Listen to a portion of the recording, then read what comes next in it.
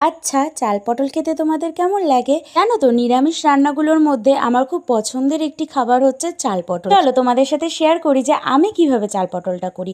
প্রথমে তো গোবিন্দভোগ চালটাকে ভালো করে ধুয়ে নিয়ে একটু ভেজে নিতে হবে।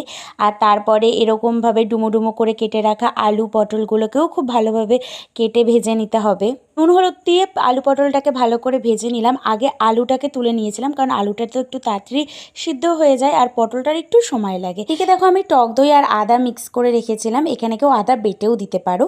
আর ফোড়নে আমি দিয়েছিলাম সাদা জিরে আর গোটা গরম মশলা, তেজপাতাটা আমি পরে দেব।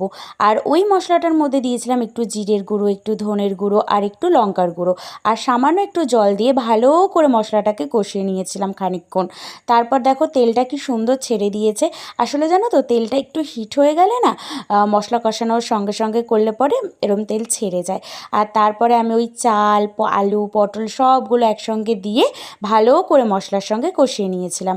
আর তার মধ্যে এখানে আমি দুটো তেজপাতা দিয়ে দিলাম। তেজপাতাটা প্রথমে দিইনি, তার কারণ না, আমার মনে হয় ফোড়নে দিলে পরে না তেজপাতাটা হয়তো একটুখানি কুড়মুড়ে হয়ে যায়, পরে গুঁড়ো গুঁড়ো হয়ে যায়, সেই জন্য। আর এর মধ্যে পরিমাণ মতো লবণ হলুদ তো দিতেই হবে। একটু কষিয়ে নিয়ে জল দিয়ে সিদ্ধ করে নিলাম, আর একটু চিনি দিয়েছিলাম। আর নামানোর আগে দিয়েছিলাম ঘি গরম মশলা, যেটা দিলে নিরামিষ রান্নার স্বাদ অনেকটা বেড়ে যায়। ঘি গরম মশলা দেওয়ার পর গ্যাসটা বন্ধ করে একটু ঢেকে রাখতে হবে, যাতে ফ্লেভারটা ভেতরে ঢুকে যায়। এখানে আমার চাল পটল রান্না করে রেডি হয়ে গেছে। গতকাল নিরামিষের দিন আমি এই রান্নাটা করেছিলাম, আমার তো খুব ভালো লাগে। তোমরা ট্রাই করে দেখতে পারো, খুব সুস্বাদু হয়।